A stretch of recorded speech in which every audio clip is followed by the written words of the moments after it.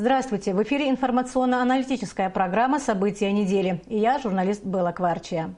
Весь мир потрясла трагедия, которая произошла в ночь на субботу, с 13 на 14 ноября в Париже. Французская столица подверглась серии террористических атак. Жертвами нападений, по разным сведениям, стали от 120 до 153 человек. Более 200 ранены. В стране введено чрезвычайное положение. Теракт стал крупнейшим в истории Франции.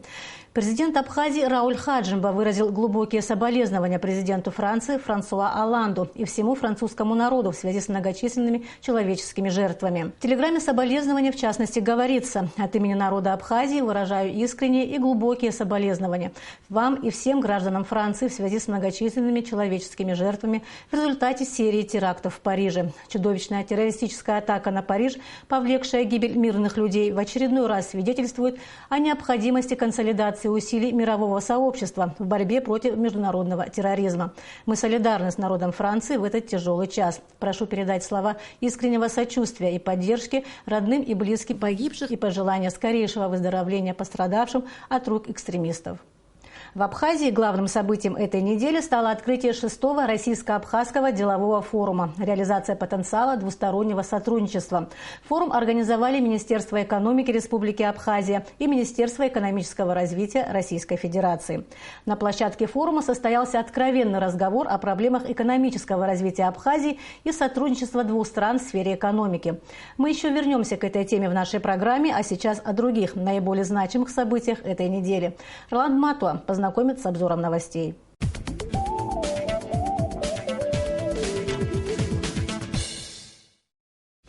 В преддверии Дня милиции 9 ноября в Управлении внутренних дел столицы собрался весь личный состав. На встречу также были приглашены ветераны милиции. Сотрудников Управления внутренних дел Сухума с их профессиональным праздником поздравил министр внутренних дел Леонид Дзябчба. За хорошую работу наиболее отличившиеся сотрудники милиции получили почетные грамоты. Некоторым из них были присвоены очередные звания. Леонид Дзябчба сообщил на встрече о некоторых кадровых решениях. Заместители министра внутренних дел Вальтер Будба и Вячеслав Кураску освобождены от занимаемых должностей. Ливан Кварацхеля назначен начальником управления по воспитательной работе МВД Абхазии. 9 ноября в Арсмира прошла пресс-конференция главы Гальского района Абхазии Тимура Надарая и других руководителей района. Она была посвящена подведению итогов работы за прошедший год. Тимур Надарая с сожалением отметил, что остаются вопросы, которые за этот период не удалось решить. К примеру, не смогли добиться подоходного налога от сотрудников Ингургеса, довести до разумного завершения вопрос паспортизации Гальского района, а также увеличить заработную плату учителям и врачам района. В то же время глава района отметил и положительные моменты. К примеру, что самый сложный из районов по криминогенной ситуации Гальский стал одним из самых спокойных. Мы можем представить вам статистику и сравнительный анализ за 2014, 2013 и 2015 годы. Фактически после ликвидации террористической группы в феврале месяце у нас ни одного случая похищения людей. Это тяжкие, особо тяжким преступлением. А те, которые есть, они почти все раскрыты. Есть проблема, самый большой вид преступления – это незаконный переход государственной границы. Касаясь вопросов образования в Гальском районе, руководители района отметили, что начальные классы в 11 школах уже переведены на программу Министерства образования Абхазии. Тимур Надарая сообщил, что инвентаризация земель Гальского района будет продолжена и в следующем году. На сегодняшний день работа проделана только на 30%. Глава Гальского района высказал опасения по поводу многофункционального медицинского центра, строящегося в грузинском селе Рух в 5 километрах от границы с Абхазией. По его мнению, в центре намерены не только лечить, но и вести пропагандистскую работу. 9 ноября в Кварчале начала работу программа по диспансеризации населения. Масштабная акция проводится впервые за последние 2 десятилетия. Тем, кто намерен пройти диспансеризацию, выдают маршрутные карты. В них указан перечень процедур.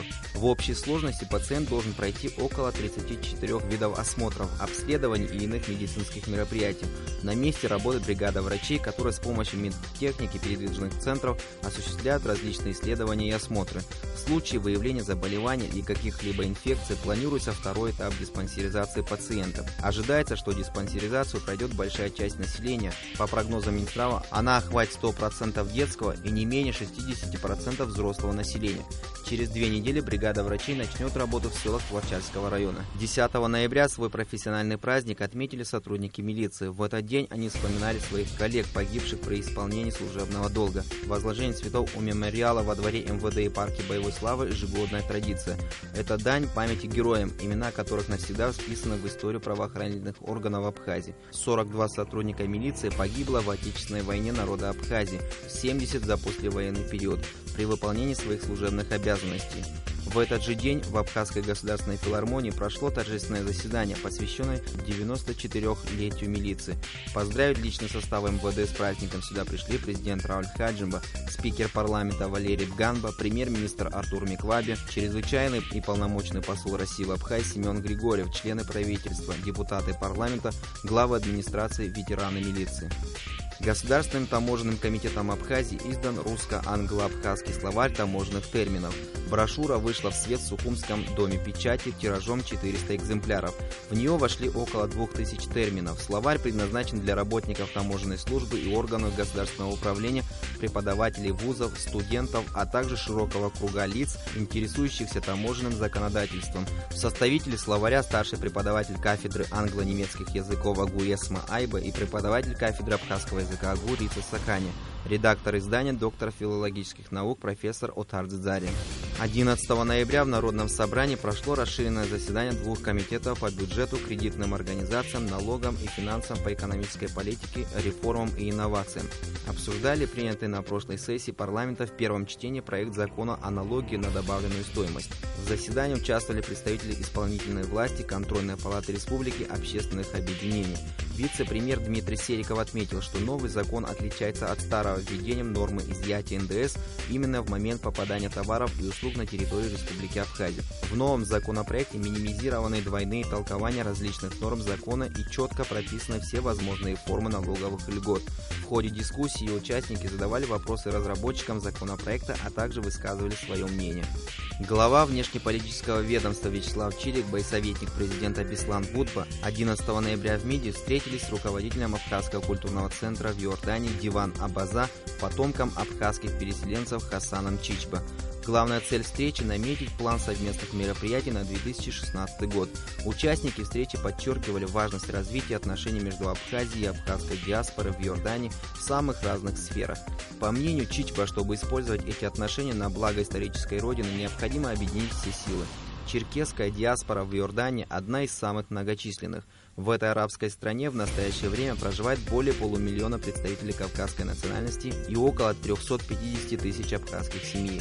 12 ноября президент Рауль Хаджимба встретился с руководителем Росстандарта России Алексеем Абрамовым. На встрече также присутствовали руководители Госстандарта Абхазии. Федеральное агентство по техническому регулированию и метрологии России оказывает государственные услуги по управлению государственным имуществом в сфере технического регулирования и метрологии. Алексей Абрамов отметил, что агентство делает многое для выстраивания отношений с партнерами. Федеральное агентство готово поделиться опытом в сфере технического регулирования со своими абхазскими коллегами. Мы готовы со своей стороны сделать всю необходимую подготовительную работу для того, чтобы такие условия для взаимной торговли у нас улучшались. И уже мы с коллегами из Абхазии, с Госстандартом Республики Абхазия уже ведем тесное сотрудничество. Мы не просто говорим о возможности сотрудничества с российской стороной, и те соглашения, те документы, которые ранее подписаны, как раз таки должны способствовать тому, чтобы это сотрудничество получало полное развитие. И завтрашний форум тоже тому свидетельствует. В этот же день президент Рауль Хаджимба принял представителей компании-производителя рентгеновского оборудования из Кабардино-Балкарской республики, генерального директора Севкаврентгенде Питала Куштова и председателя совета директоров компании Романа Пономаренко. Во встрече также принял участие министр здравоохранения Анзор Го. Фирма успешно выполнила заказ Минздрава на поставку высококачественного рентгеновского оборудования в целый ряд больниц нашей страны. Президент поблагодарил руководство Севкаврентгенде за высокое качество поставленного оборудования и выразил заинтересованность в дальнейшем сотрудничестве. В положении о порядке назначения и выплаты пособий многодетным семьям и одиноким матерям внесено изменение. Решение об этом было принято 12 ноября на очередном заседании Кабинета министров. На предыдущих заседаниях мы уже принимали постановление, где увеличились выплаты по этим пособиям. Но там единственная была оговорка о том, что военнослужащие лишаются этого. В связи с чем? В соответствии с законом Республики Абхазия о статусе военнослужащих на период прохождения срочной военной службы военнослужащие находятся на полном государственном обеспечении. А пособие – это форма материального обеспечения, предназначенная на нужды детей и выплачиваемая из государственного бюджета. Закон нарушался фактически. Мы сейчас приводим это все в соответствие. Министры также приняли ряд постановлений по земельным участкам в Гудаутском районе и селе Тамыш под строительство санаторно-курортных объектов. Члены правительства приняли решение о выделении в селе Тамыш фирме «Леон» 1,5 гектаров земли вместо запрашиваемых с застройщиком 8, чтобы посмотреть, как будет развиваться бизнес, и в случае выполнения всех договоренностей в будущем выделить и остальную часть. На объектах, которые выделяются по строительству, будет проводиться предварительная археологическая экспертиза. Министры рассмотрели и другие вопросы. 12 ноября во дворе управления внутренних дел Сухума были торжественно открыты мемориальные доски сотрудникам милиции Анатолию Сидоренко и Руслану Шенгеле, героически погибшим при исполнении служебных обязанностей 10 ноября 1993 года. В тот трагический день при задержании группы преступников у одной из изъятых гранат сработал механизм. Сидоренко, не задумываясь, накрыл ее собой. С ним вместе погиб заместитель начальника отдела уголовного розыска майор милиции Руслан Шенгеле. В церемонии открытия мемориальных досок приняли участие родные и близкие погибших, министр внутренних дел Абхазии Леонид Зябшба, чрезвычайный и полномочный посол России в Абхазии Семен Григорьев. Анатолий Сидоренко за проявленное мужество и героизм посмертно удостоен звания Герой Республики Абхазия, Руслан Шенгеле орденом Леона. 12 ноября в Сухуме прошел чемпионат по нардам среди инвалидов Отечественной войны народа Абхазии. В турнире принял участие 21 ветеранов со всех районов страны. Подобный турнир в Абхазии проводится второй год подряд. В этом году в нем принял участие 21 ветеран Отечественной войны народа Абхазии. Чемпионат выявил 4 победителей. На первом месте Беслан Квиквискири, второе место занял Гомби Парцхоглы, Эрик Куртава на третьем месте и 4 место завоевал Заза Лагвилава. Организатором мероприятия является Ассоциация инвалидов по Сухумскому району совместно с Государственным комитетом по физической культуре и спорту. Финансовую помощь в проведении чемпионата оказала миссия Международного комитета Красного Креста в Абхазии. Сотрудники миссии наградили победителей телефонами и планшетами.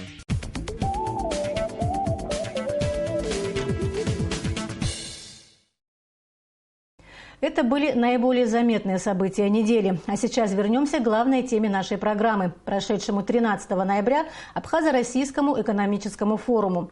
Форум носил название «Реализация потенциала двустороннего сотрудничества» и обсуждал проблемы повышения эффективности взаимодействия наших стран в экономической сфере.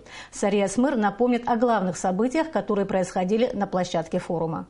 6-й российско-абхазский деловой форум начал свою работу с самого утра. Перед началом форума его участники почтили память погибших в Отечественной войне народа Абхазии и возложили цветы в парке боевой славы. Затем делегация посетила экспозицию, организованную торгово-промышленной палатой Абхазии, на которой были представлены товары и услуги. Все то, чем богата наша республика, и то, что может быть интересно потенциальным инвесторам. 54 фирмы представили здесь свою продукцию. На этой выставке представлены районы, которые непосредственно далее уже представляли свои компании и производства. Этой выставкой мы хотели показать, что в Абхазии возрождается производственный сектор и имеются очень много компаний, которые занимаются выращиванием, производством. Среди гостей форума представители Министерства развития России, Министерства России по делам Северного Кавказа, Минэкономики Татарстана, Нагорного Карабаха, Брянской области, Удмуртской республики и Южной Осетии. После выставки участники форума приняли участие в пленарном заседании. До начала работы форума зачитали приветствие президентов Абхазии и России. Мы заинтересованы в том, чтобы тесная экономическая кооперация с Россией способствовала формированию полноценной производящей экономики Абхазии, служила интересам наших народов.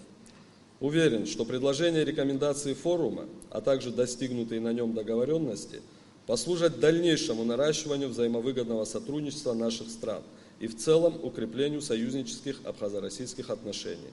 Желаю вам успешной и плодотворной работы. Форум укрепил свой авторитет, стал инициатором многих значимых для наших стран совместных проектов и начинаний. На форуме ведется открытый заинтересованный обмен мнениями по широкому кругу актуальных проблем, связанных с развитием двустороннего сотрудничества. Желаю вам плодотворной, результативной работы и всего наилучшего. Президент Российской Федерации Владимир Владимирович Путин. Выступающие на форуме говорили о проблемах, тормозящих развитие экономики Абхазии. Отмечали, что привлечение частных инвестиций в республику может положительно повлиять на этот процесс. Чтобы привлечь в страну инвесторов, государство должно давать им определенные гарантии. Россия также более чем уверенно занимает и позиции главного иностранного инвестора в экономику Абхазии. В 2014 году объем прямых иностранных инвестиций России составил $57,7 миллионов США. При этом надо отметить, что речь не идет о долговых инструментах, а это в основном непосредственно прямые инвестиции. 99% этой статистики – это прямые инвестиции. По окончании пленарного заседания Абхазия подписала ряд соглашений с отдельными регионами России. Далее, по итогам пленарного заседания состоялась пресс-конференция глав делегаций, посвященная вопросам развития экономики Абхазии. На пресс-конференции затрагивалась тема участия Абхазии в программе импортозамещения в России. Премьер-министр Абхазии Артур Микваби рассказал участникам пресс-конференции об основных направлениях и программах экономического развития Абхазии на будущий год. На самом деле, конечно, наших ресурсов не хватает, и в этой связи вы все прекрасно понимаете, даже в отсутствие, собственно, начала инвестиционной программы, мы взяты все социальные обязательства выполняем, более того, социальные обязательства увеличились. То, что касается нашей экономики, она тоже развивается, есть темпы роста. В рамках форума были организованы 3 круглых стола по вопросам инвестиционной политики, перспектив развития сельского хозяйства и туристической отрасли. И все это в контексте двустороннего сотрудничества. Участники форума обсуждали возможные механизмы обеспечения роста инвестиций в туристический комплекс Абхазии, развитие инновационных форм менеджмента туризма в республике. Очень большое внимание сейчас уделяется туризму, и мне бы хотелось, чтобы итогом нашего круглого стола стал именно практический, скажем так, практично ориентированный опыт применения лучших практик в сфере туризма, и чтобы мы все-таки поделились с нашими коллегами в Республике Абхазия с тем, как кардинально улучшить ситуацию. Следующий круглый стол был посвящен перспективам развития сельского хозяйства в контексте сотрудничества субъектов Российской Федерации с Республикой Абхазия в рамках объявленного курса на импортозамещение. Абхазия здесь может выступить традиционными нашими культурами. Мы говорим о цитрусовых, мы говорим о таких довольно-таки новых для России, я думаю, культур, как киви. В принципе, можно говорить об эфиромасличных вещах, чай. По окончании 6-го российско-абхазского делового форума его участники отметили конструктивный и плодотворный характер состоявшегося обсуждения и дружественную атмосферу мероприятия. Этот форум наглядно показал, что сотрудничество регионов России и Абхазии стало одной из фундаментальных основ стратегического партнерства между странами, углубление торгово-экономических, научно-технических и гуманитарных связей. Модераторы круглого стола делились своими впечатлениями. После итогового пленарного заседания Адгур Ардзенба и Александр Цибульский поставили свои подписи под совместным заявлением участников делового форума. Сария Смыр, Абхазское телевидение. Практическую значимость форума и уровень открытости диалога при обсуждении проблем абхазо-российских экономических отношений оценил директор Московского института актуальной экономики Никита Исаев. Нам удалось поговорить с ним на площадке форума. Предлагаю вашему вниманию запись нашей беседы.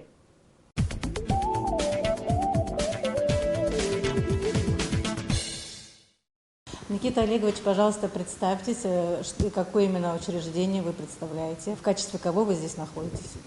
Исаев Никита Олегович, я директор Института актуальной экономики, Москва, Россия. Я являюсь членом российской делегации в рамках Российско-Абхазского экономического форума. Вел совместно с министром экономики Республики Абхазия круглый стол, базовый круглый стол «Инвестиционная привлекательность Республики Абхазия».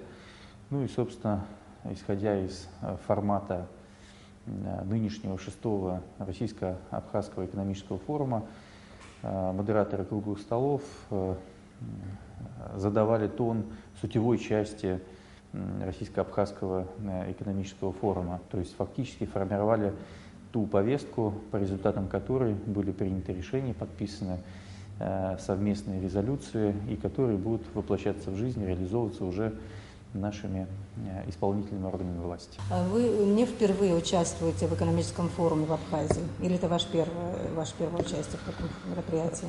Нет, я участвовал уже в экономическом форуме 5 лет назад.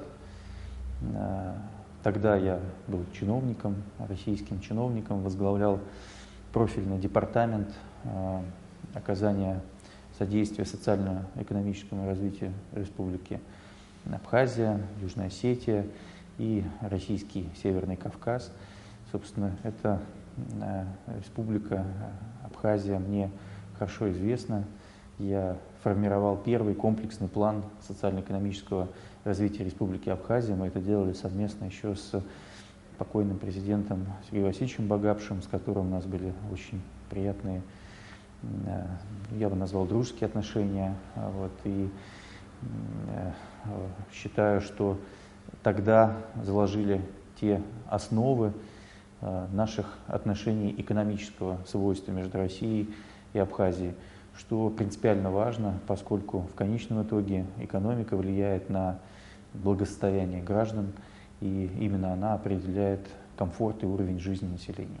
Как вот вы уже с таким большим опытом, изучая экономику в своем институте, имея дело как бы в Абхазии, да, встречаясь с нашим министром экономики, общаясь там с ним по поводу наших различных актуальных вопросов, скажите, как вы оцениваете уровень двустороннего сотрудничества наших стран?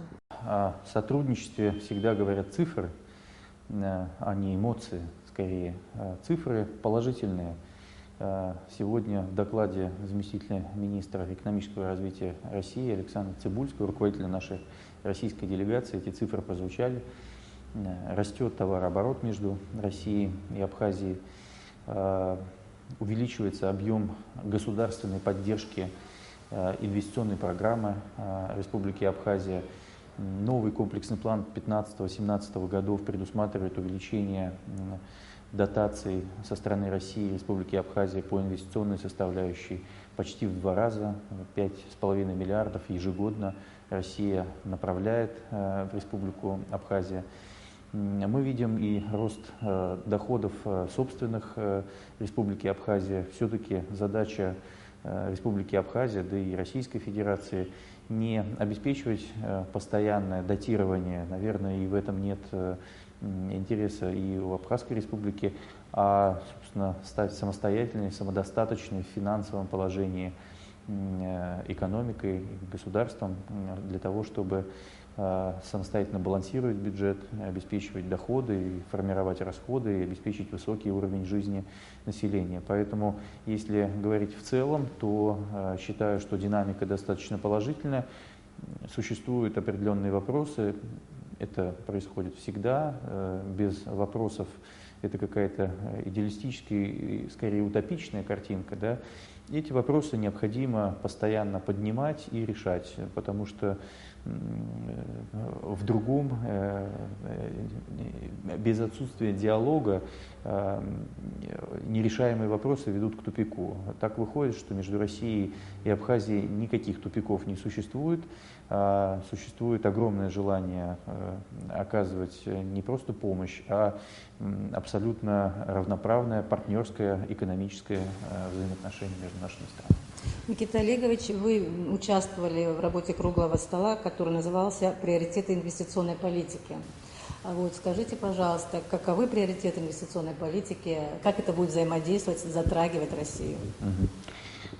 Здесь ответ во многом очевиден. Я этот вопрос сегодня задавал и председателю правительства Республики Абхазия, и, собственно, нисколько не был удивлен ответом. Безусловно, это туристическая отрасль, приоритет, это исторический приоритет, и в Советском Союзе это было всесоюзным курортом, да, с особо уникальной экологической зоной и климатическими условиями, морем, горами, культурными памятниками, религии и так далее. То есть многовековая история Абхазии всегда привлекала россиян. а не только море, да, как может это показаться иногда. Поэтому, да, это туристическая отрасль. Мы ни в коем случае не сомневаемся, что это является основной точкой роста экономики Республики Абхазия, и именно туда целесообразно направлять основные усилия. Совершенно не означает, что не стоит развивать промышленный потенциал. Мы сегодня слышали, что цифры в Советском Союзе, ежегодный оборот составлял $1,5 миллиарда, тех долларов, которые еще были в Советском Союзе, действовало 101 промышленное предприятие, плюс, естественно, и сельское хозяйство, в первую очередь мандарины, которые экспортировались, да и сейчас экспортируются. Просто необходимо это все восстанавливать, переходить к инвестиционной модели развития республики. Если в начале инвестиционная программа в большей степени предполагала расходование средств на восстановление инфраструктуры Республики Абхазия, которая была подвержена уничтожению или серьезным проблемам инфраструктурного свойства после войны и блокады, то сейчас необходимо, так сказать, давать удочку, а не рыбу, о чем сегодня много говорил и министр экономики Республики Абхазия, и председатель правительства. Россия поддерживает этот подход и считает, что именно таким образом экономика Абхазии может быть перезапущена. Для нас это очень важно, мы хотим равноправного партнера. Как вы оцениваете уровень инвестиционной привлекательности Абхазии для бизнеса России? Это был один из ключевых вопросов, которые мы сегодня обсуждали, модерируя круглый стол с вашим министром экономики совместно. Есть вопросы. Вопросы лежат в понятных плоскостях всегда. В первую очередь это касается налоговой системы. В настоящий момент в Абхазии она для бюджета не совсем совершенна. Объем сборов налогов составляет около 5% от ВВП, то есть около 4 миллиардов рублей от 80 миллиардов ВВП Республики Абхазия. Это крайне немного.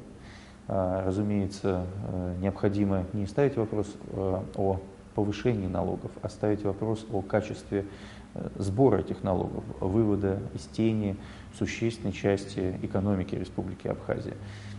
Это шаги по этому поводу существуют, и, собственно, мы сегодня обсуждали изменение системы контрактных, государственных контрактов, отбора подрядчиков по государственному заказу, и правительство Республики Абхазия обозначило твердую решительность обеспечить прозрачность, и сейчас в парламенте рассматривается закон о контрактной системе, и приведены были примеры, что в качестве тестовых решений удалось снизить расходы по закупке определенных товаров почти в 3 раза. Это означает, что вы можете экономить существенное количество средств. Это просто не то, что неэффективно, это расходы, это просто коррупционная рента, а это теневая экономика. С этим нужно бороться. Также Республика Абхазия сейчас пытается приводить в порядок взимание так называемого входящего НДС, поскольку на ранних стадиях развития республики взималась, так сказать, процентная ставка от маржи, сейчас от, собственно, стоимости продукции. Здесь у России есть вопросы, потому что Россия является основным торговым партнером и экспортирующим в Республику Абхазия товары, в первую очередь продукты питания. Естественно, это отразится на стоимости поставляемых товаров, взимаемого НДС. Ну, собственно, сегодня по этому поводу дискуссия определенным образом была. В рамках резолюции мы поставили вопрос о необходимости проведения дополнительных консультаций по этому поводу, потому что это, конечно, определенным образом скажется на объеме поставок товаров в Республику Абхазия. Заявленный объем доходов в 1 миллиард рублей от этой нормы не столь линеен, просто ввести 10%, и, соответственно, из оборота, который мы имеем, 9,3 миллиарда рублей по экспорту в Абхазию со стороны России, и сразу получить этот миллиард рублей. Здесь необходимо найти достаточно взвешенный подход, уверен, что мы это сделаем. Также с точки зрения инвестиционного климата очень важно принятие несколько дней назад закона об особых экономических зонах. Мы видели, что есть дискуссия в обществе, она продолжается уже даже после принятия этого закона. Различные, так сказать, течения в парламенте и вообще в политической конфигурации Республики Абхазия по-разному смотрят на этот закон. Кто-то считает, что необходимы правильные технико-экономические обоснования, кто-то считает, что это вполне реально к реализации уже сейчас, поскольку позволит обнулить ставки налогов и создать особую экономическую зону туристического типа в первую очередь. Это весьма важно для российских инвесторов, потому что они должны понимать базовые правила игры, потому что это игра в длинную. Да? Сам по себе закон об особых экономических зонах предполагает 25-летний период вложений инвестиций. И хотелось бы, конечно, чтобы эти правила игры были раз и навсегда установлены и обеспечивали ту доходность, которая заявляется там при нулевых ставках налогообложения. Вот примерно основные подходы, которые реализуются сейчас. Стоит отметить тот вопрос, который постоянно поднимается, и отрадно, что он поднимается в рамках нынешнего экономического форума. Изначально мы пытались задать темп открытой дискуссии, открытого диалога, даже, так сказать, не избегая острых вопросов, которые существуют в российско-абхазских экономических, подчеркиваю, отношениях, потому что в политических отношениях у нас практически нет никаких разногласий. Здесь со стороны Абхазии видится абсолютное доверие и поддержка российским действиям сейчас в мире, в нынешней политической ситуации. Это очень отрадно, что это очень уверенная позиция главы государства и, так сказать, общества. Есть вопросы по так называемой возможности реализации иностранцам недвижимости на территории Республики Абхазия. Российская сторона считает, что целесообразно поставить вопрос о принятии соответствующего закона, который бы разрешал возможность отчуждения имущества иностранным гражданам. Здесь есть позиция абхазской стороны, которая считает, что пока это несколько преждевременно, поскольку есть риски ввести ситуацию в хаос, а также допустить сюда не совсем верных игроков в части, может быть, недружественных соседей и так далее. Россия понимает обеспокоенность абхазской стороны, но при этом уверена, что в рамках диалога, который мы продолжим, и это отражено в резолюции, мы все-таки выйдем на соответствующий законопроект, который будет устраивать обе стороны, и российские инвесторы будут иметь возможность в том числе использовать недвижимость в качестве частной собственности на территории Республики Абхазия. Сегодня, так сказать, движение в эту сторону подтвердил и председатель правительства Республики Абхазия. Уверены, что мы здесь найдем общий язык. Скажите, вы считаете, что дискуссия, весь форум носил достаточно откровенный характер, то есть был искренний разговор, не закрывая глаза на различные проблемы? Да, он был не просто искренним, он даже искрил, я бы сказал, разговор просто во многом был таким достаточно ярким и эмоциональным. Все-таки абхазский народ, южный, горячий народ, и эмоции иногда дают о себе знать. И это хорошо на самом деле. Я абсолютно откровенно это говорил и в рамках пленарных заседаний двух, которые были, и в рамках круглого стола, и сейчас вам. Потому что только честное отношение друг к другу является залогом добрых партнерских отношений, к которым мы стремимся. Да, это был открытый диалог, да, были неудобные вопросы, причем неудобные вопросы были не только по отношению к абхазской стороне, со стороны нашей, российской, но и по отношению к нам. И мне задавали неудобные вопросы, на которые приходилось отвечать, например, о, так сказать, оплате контрактов по линии строительства Олимпиады, различных производителей услуг, строительных компаний и так далее. Приходилось отвечать на эти вопросы. Это абсолютно нормально. Я считаю, что диалог должен быть двусторонним, открытым, а не просто одни нападают, другие, значит, пытаются каким-то образом отбиваться. Я уверен, что все вопросы просто были сегодня сняты. И действительно, мы с удовольствием сегодня, вот в результате последнего нашего пленарного заседания, вынесли, что необходимо вот именно такой открытый диалог продолжать всегда, не только на форумах, но и в нашей обычной работе, да, не прятать голову в песок, а открыто перед собой и обществом выносить эти вопросы на обсуждение. Абхазская сторона обозначила создание на территории Республики Абхазия инвестиционного агентства, которое бы аккумулировало и инвесторов, и инвестиционные проекты на территории Республики Абхазия. Мы приветствуем это решение на уровне Российской Федерации и субъектов Российской Федерации и муниципальных образований. Существуют такие структуры, которые эффективно работают, если есть правильная экономическая и политическая воля. Отрадно, что по такому пути пошла Республика Абхазия. Здесь не нужно изобретать велосипед, это удобный механизм. Относительно тех проектов, которые сейчас рассматриваются, понимаете, для того, чтобы запускать проекты, необходимо несколько вещей. Да. В первую очередь, это, конечно, деньги. Потому что, по сути, на территории Республики Абхазия есть ресурсы, есть человеческий ресурс, есть материальный ресурс, или есть возможность получить его от России, там, обучение, образование и так далее. Вопрос денег, да, и уверены, что сейчас будет определенным образом пересмотрена инвестиционная программа между Россией и Абхазией в сторону увеличения инвестиционных возможностей расходования средств не просто в инфраструктуру, а еще и, так сказать, направление в создание, так сказать, предприятий, дающих прибавочную стоимость. Уверены, что в том числе это будет наполнять те фонды, которые существуют под этим инвестиционным агентством, под бюджетом Республики Абхазия, которые будут давать возможность софинансировать в рамках государственно-частного партнерства, в рамках государственного заказа по различным отраслям экономики.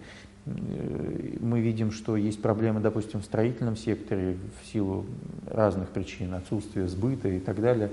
В случае наличия этих средств и объектов инфраструктуры, куда вкладывать, естественно, это всколыхнет рынок строительный, и это будет очень верно при тем более нормальной здоровой конкуренции, о которой мы сегодня говорили в рамках изменения конкурсных процедур по государственному заказу, что крайне важно, и мы видим ответственное желание руководства Республики Абхазия это делать.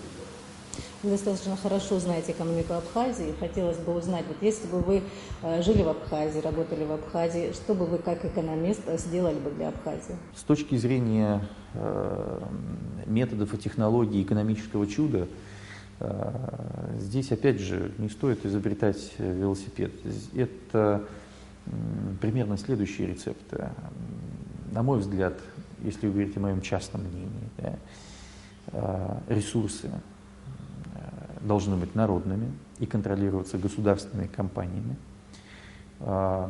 Соответственно, здесь должна быть достаточно жесткая рука с понятными доходами от работы с этими ресурсами, от переработки ресурсов, от экспорта ресурсов, имеющихся на территории Республики Абхазия, в частности, электроэнергия, допустим, и так далее. Ну а все остальное должно носить достаточно открытый рыночный характер. Там, где не стоит просто мешать бизнесу создавать что-то. При этом необходимо достаточно жестко контролировать фискальную политику. При этом на начальных стадиях она должна быть достаточно лояльна, относительно невысокие ставки налоговые, поскольку необходимо запускать экономику, а запускается она при наличии определенных льгот и отсутствие существенных административных барьеров. Если это произойдет, то будет достаточно эффективно и результативно в течение ближайших лет перезапущена эта система. Во-вторых, очень важна, конечно, политическая стабильность. Мы наблюдаем некоторое отсутствие политической стабильности, и приходящая новая команда, так сказать, как обычно это звучит, заявляет о провале экономических моделей, которые существовали ранее. Это нормальный политический ход. Собственно, новая приходящая команда предлагает обществу и новые подходы. Крайне важно, что общество давало этот временной ресурс и карт-бланш тем политическим системам, которые приходят и предлагают новые идеи. И для того, чтобы избежать этой политической нестабильности, которая, безусловно, влияет на экономические взаимоотношения, на нормативную базу, Для нас очень важно, чтобы это было достаточно стабильным, потому что все-таки стратегия развития – это игра в долгую, да, и только от этого можно получать самый высокий эффект. Как вы оцениваете практическую значимость прошедшего сегодня форума? Практическая значимость заключается в нескольких вещах. Во-первых, в документах, которые были подписаны. Я участвовал в подготовке резолюций.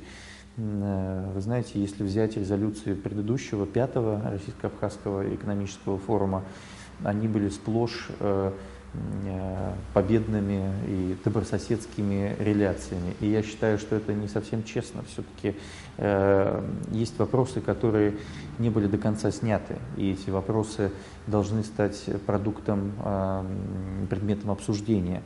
А если мы констатируем, что все хорошо, а потом начинаем ходить, шептаться по углам, по кабинетам и не доверять друг другу, это неправильно. Лучше в глаза всегда это обсудить. Опять же, так сказать, Кавказ, будучи эмоциональным, делает это и, может быть, даже учит здесь русских это делать, хотя мы тоже, в общем, достаточно открыты. Вот, поэтому, да, есть вопросы не снятые, но при этом приняты процедуры, регламенты их регулирования. Я сегодня сообщал, о каких вопросах идет речь: недвижимости, вопросы налогообложения, инвестиционного климата и так далее. Поэтому, а второе, состоялся диалог, и он сейчас будет продолжаться, этот диалог, и в том числе очень важно понимать, что зачастую решения принимаются не в кабинетах или в больших собраниях при публичном скоплении, а в нормальных дружеских отношениях между руководством наших стран, когда залог личных отношений является в том числе залогом эффективного сотрудничества. Не нужно, конечно, полагаться только на это, но добрые приятельские отношения, они, в общем, существуют с частью руководства Республики Абхазии, парламента, дают нам возможность к открытому диалогу. Это очень важно. Спасибо, Никита Олегович, что пришли к нам и ответили на наши вопросы. Спасибо.